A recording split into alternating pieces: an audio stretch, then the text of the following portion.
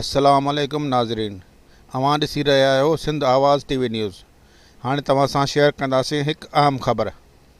बेगम कैलन के आजाद कयो, माका बेगम कैलन के आजाद कयो, प्रिया कुमारी के आजाद कयो, प्रिया कुमारी के आजाद कयो, सिंध माका बेगम कैलन के आजाद कयो, माका बेगम कैल कौमी कारकुनन के आजाद कयो, माका बेगम कैल कौमी कारकुनन के आजाद कयो, प्रिया कुमारी के आजाद कयो, प्रिया कुमारी के आजाद कयो, हबीबुल्लाह पली के आजाद कयो, हबीबुल्लाह पली के आजाद कयो। एहतजाज आहे सिंध जी मासूम न्याणी प्रिया कुमारी ऐं असांजे दौलतपुर जो शागिर्द आहे हबीबुल्लाह पली, जेको 2.5 महीननि खां गुम आहे ऐं पुलिस जे कन ते का बि जुई कान थी सुरे।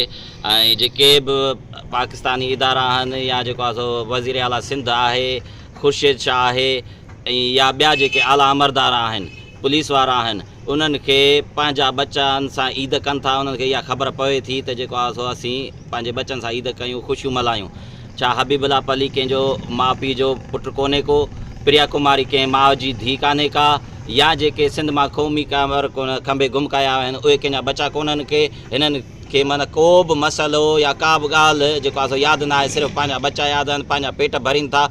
उन लाइ असां जेको आहे सो हीउ मुज़ाहिरो कयो आहे त फिल फोर जेके बि आहिनि, प्रिया कुमारी आहे, हबीबुल्लाह पली आहे, या जेके सिंध मां गुम कयल क़ौमी कारकुन आहिनि, उन्हनि खे आज़ादु कयो वञे ऐं उन्हनि जे माइटनि जे दिलनि मां बेचैनी ख़तमु कई वञे त महिरबानी थी। अॼु असांजो बक़ाए फोरम जे तरफ़ां जेको एहतजाज कयो वियो आहे, इन जो मक़सदु इहो आहे त प्रिया कुमारी जेका गुज़िरियल 3 सालनि खां वठी लापता आहे, जंहिंजे लाइ पुलिस या जेके इंतिज़ामिया आहे उन मां को बि यानी कि एक्शन खणण लाइ तयारु न आहे। उनखां बाद हींअर रिसेंटली 2.5 महीना थिया आहिनि, असांजो शहर जो ई जेको आहे हबीबुल्लाह पली आहे जेको गुम थी वियो आहे। उन लाइ बि सिंध पुलिस या जेके इंतिज़ामिया जा इदारा आहिनि उन्हनि मां का बि वार न कई वई आहे। जेके पेरेंट्स आहिनि उन्हनि जी, त असां सिंध बका फोरम जे प्लेटफॉर्म तां अॼु इहो पंहिंजो एहतजाज रिकॉर्ड करायूं था ऐं मुतालबो था कयूं वज़ीर आला सिंध खां, वज़ीर आज़म खां ऐं आर्मी चीफ खां त जेके बि सिंध जा जेके अगवा थी विया आहिनि उन्हनि खे फिलफोर आज़ादु करायो वञे, बिलख़ुसूस प्रिया कुमारी ऐं हबीबुल्लाह पली खे।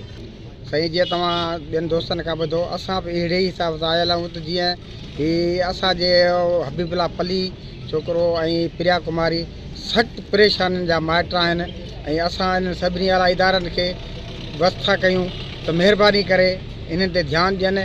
बाक़ी पुलिस जेका आहे तव्हांजी आहे, पुलिस में असांखे का बि उमेदु न आहे, असां बिल्कुलु पुलिस मां नाउमेद आहियूं। असां चीफ ऑफ आर्मी, वज़ीर आला सिंध ऐं ॿियनि वॾनि अमलदारनि मां चऊं था त महिरबानी कयो असां ते, असांखे निधन कान छॾियो। असांजा अमड़ियूं, असांजूं भेनरूं तमामु ॾुखनि में आहिनि, तमामु हिन ज़िंदगीअ मां ई बेज़ार थी वियूं आहिनि। महिरबानी करे असांखे फिल फोर इहे जेके गुम थियल माण्हू आहिनि आज़ादु करे ॾियो, तव्हांजी महिरबानी थींदी। Please subscribe Sindh Awaz TV News and like for latest news update.